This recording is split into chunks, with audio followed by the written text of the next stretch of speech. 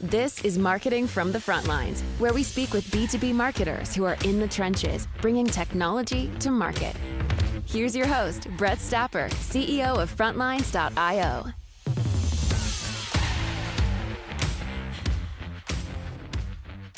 Hey, everyone, and welcome back. Today, we're speaking with Brynne Hazzard, Director of Global Marketing at FYLD. Brynne, how are you? I'm great. Thanks for having me, Brett. No problem. Super excited to have you here. Let's go ahead and jump right in with the big question of why. Why marketing? What are you doing here? Yeah, so I've been in marketing for over a decade. I've always had a passion for, I guess, storytelling. It's always resonated with me, and also positioning things in a way that the individual or the human that you're talking to cares about it, right? So that's what I tend to geek out over, if I will. And then currently, I'm leading the global marketing program for a technology company, FYLD, like you said, that provides technology for industrial companies, manufacturing, construction, utilities, oil and gas, you name it. So anything with a more dispersed workforce. And what really resonates for me there is the opportunity of bringing that technology to them, right? They tend to not sit behind their desks like somebody who works in, the SaaS technology space. So someone like me. And so I think that challenge was something really interesting to me. When it comes to FYLD, who is the ICP? Can you dive a bit deeper into that? And that'll just give the audience a bit more context before we dive into your ABM playbook. Yes. So our ICP is pretty big, but we focus on enterprise size companies. So the smallest we go is companies with a field workforce or a frontline workforce of more than 500 employees. And then who we want to talk to is leadership across operations, safety, quality, and digital innovation. We have a global ICP, so our target market spans the UK, Ireland, the Americas, and then Latin America, and a little bit of presence in Australia, New Zealand. So you can imagine we have a pretty diverse marketing strategy for each region. And then we focus on utility companies, their tier 1 and tier 2 contractors, construction, more horizontal than vertical, and then the energy industries. When you go country by country, how much overlap is there in terms of marketing strategy? Are they like 80% the same, 20%, personalized based on that market? Or are you running completely different marketing programs in each of these different countries? So at the highest level, there's some overlap, but you see a lot of difference when it comes down to messaging nuances or even the kind of levers pull to get in front of the right people. So for example, in the UK, it's a smaller geography. We tend to see leadership and executives at these organizations have almost like a stronger sense of community, right? So we have a bit of a heavier event presence there to kind of maximize on that as a trend. When you look at the Americas, you're dealing with a super, super large geographical region. So the approach there is a lot different. When you think about brand awareness, we're really, really heavy on content or getting in front of the press, so on and so forth. So, it is quite different, and it's something that you have to keep in mind. And then I think that kind of brings me to our strategic approach, which we really focus on account-based marketing here at FYLD. That is what I found works for targeting these types of organizations. I see that you were at Terminus before. We had Sangram on, one of the founders there, to unpack how he approached building the ABM category and the work that they did. How much about ABM did you learn from your time there compared to the other companies that you've been part of? Yes, great question. I know Sangram quite well. I've always aligned with his methodology. I learned a lot at Terminus. I think what I learned is some of the tips and tricks of the trade. So when I was there, I was actually leading more of the product marketing program. So I was really close to account-based marketing as a product offering in the SaaS ecosystem. So we were actually selling to marketers like myself. And so that's how I learned a lot of the strategy, I would say, that goes into ABM. I think, Terminus will probably hate me for this, but one of the things that I've learned is you don't necessarily need an expensive platform to do ABM, but you really have to have a solid understanding of what account-based marketing is and how to make it work for your organization. What are some of those misconceptions that you see out there about ABM? Is there anything that you see on LinkedIn where people are talking about it and you're like, no, that's completely wrong? Anything like that come to mind? I think the biggest pitfall that I see is people will talk about account-based marketing as a buzzword, but in my experience at its core, ABM is true alignment with sales. And I think you still see a lot of marketing and sales leaders that are kind of disconnected from each other.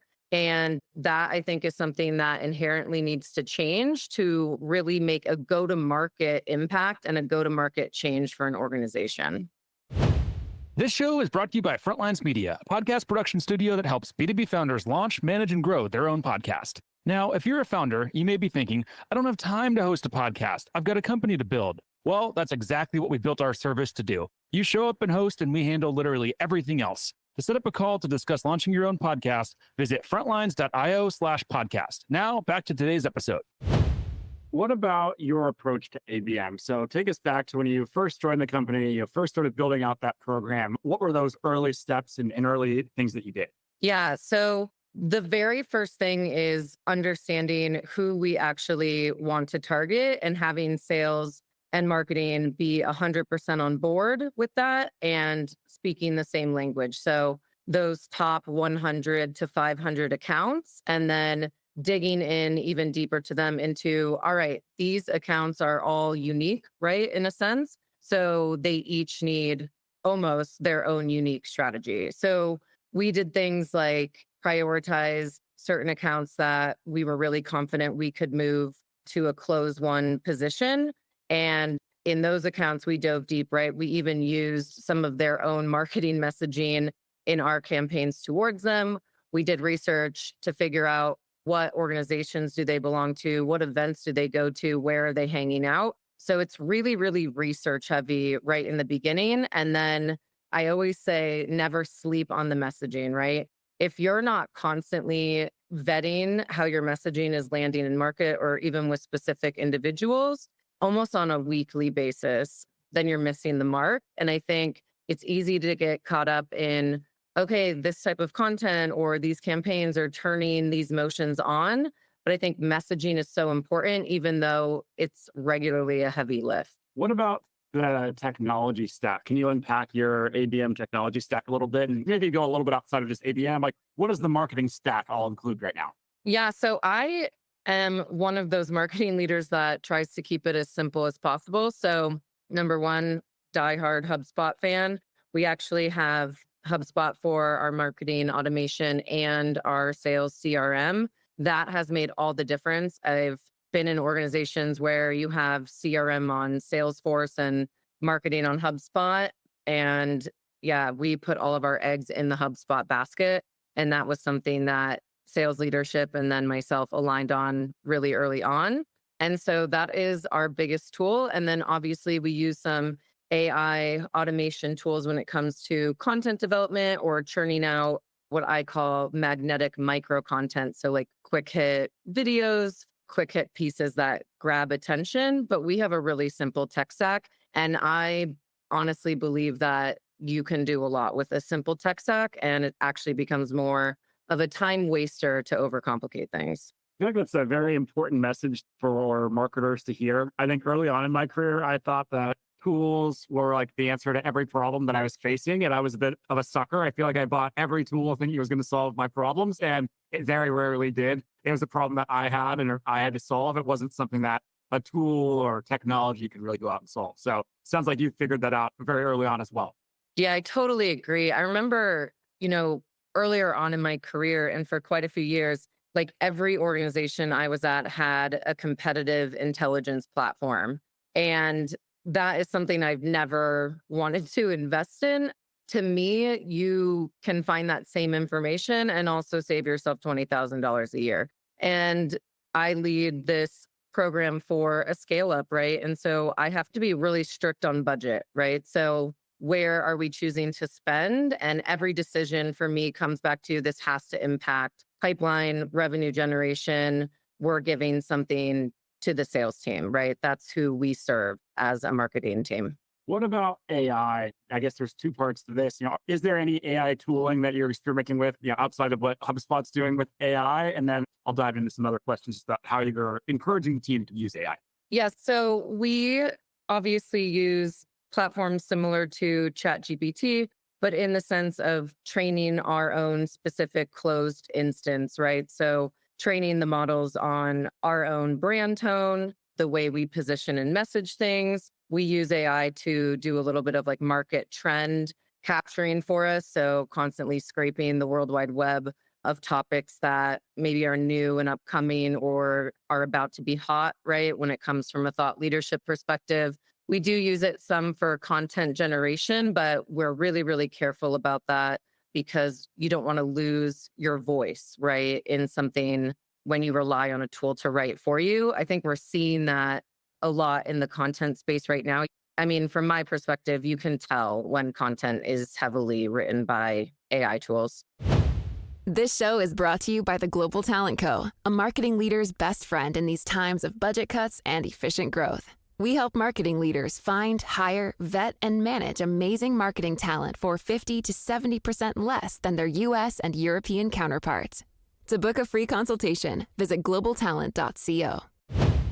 100%. And I think the more that people use them, the more it becomes obvious. Like for me, whenever someone says the word delve, I know they're using ChatGPT. Like normal humans don't use that in daily conversation. Same with like the use of emojis. You can always spot when it's ChatGPT content with that, I think. Yes, the 4 check marks are, you can totally tell. Yeah, 100%. Are there any other tools that you're, experimenting with or testing, or is it, all in on keeping it simple? One thing that we have been experimenting with as a team is some AI personal assistants. I think that's not being talked about that much, but I see a lot of value there. And, FYLD is an AI company, right? So like my mantra, I would say when it comes to AI is let the AI do what it's really good at, which are repetitive tasks, right? So admin tasks. And admin tasks, as we know, can be so time consuming. So if my team can be freed up time-wise from repetitive tasks, and then they can focus on what they're really good at, which is creative and strategic thinking. When it comes to that marketing team, how big is the marketing team today? So my team is small, like you said, scale up, but there are 5 of us. And then our business development team actually reports up to marketing as well. And what's the structure of that team? What's it look like? So I have a head of demand generation. So she covers demand generation globally. So that's a focus on pretty much all of our digital campaigns across our social media channels, obviously LinkedIn campaigns, Google campaigns, so on and so forth. And then I have a content manager and then a event manager and product marketing and enablement.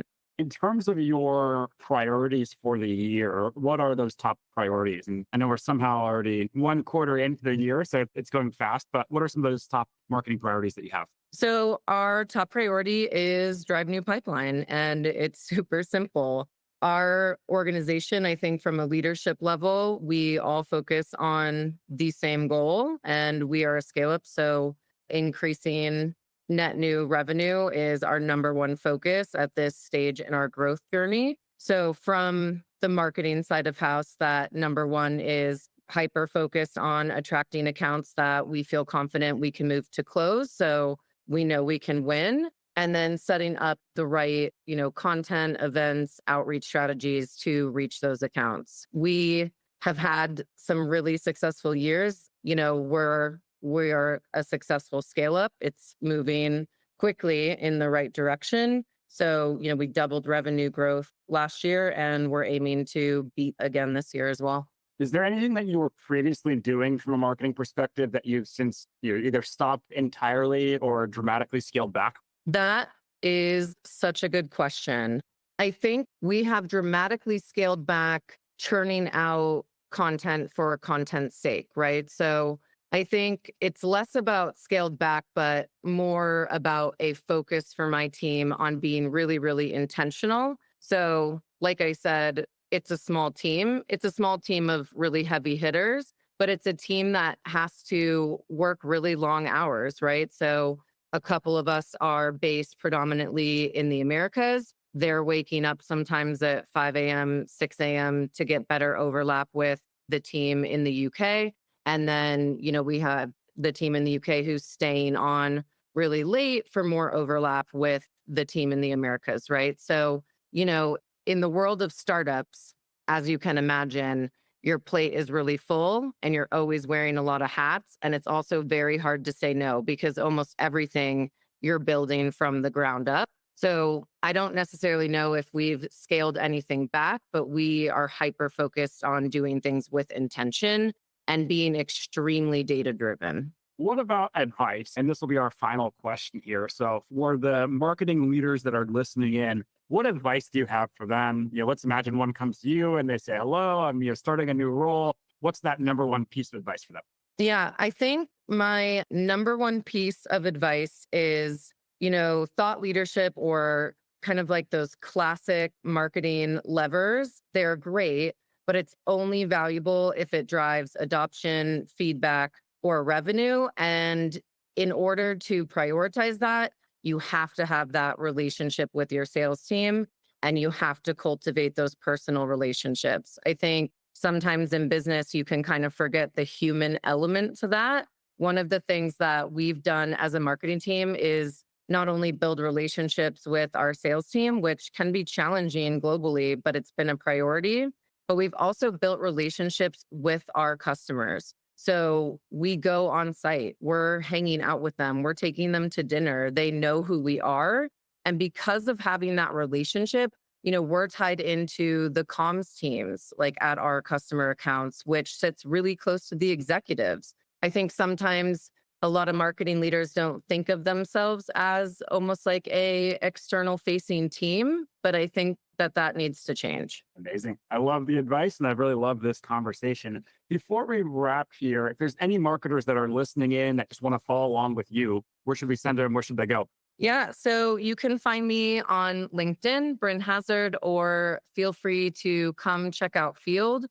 That is FYLD. I think I have to spell that honestly for the audience, but we're changing the game with AI-powered work for the front line. So come have a conversation with us and with me. Amazing. I love it. Thank you again. Really appreciate it. Thank you so much. This episode of Category Visionaries is brought to you by Frontlines Media, Silicon Valley's leading podcast production studio. If you're a B2B founder looking for help launching and growing your own podcast, visit frontlines.io/podcast. And for the latest episode, search for Category Visionaries on your podcast platform of choice. Thanks for listening, and we'll catch you on the next episode.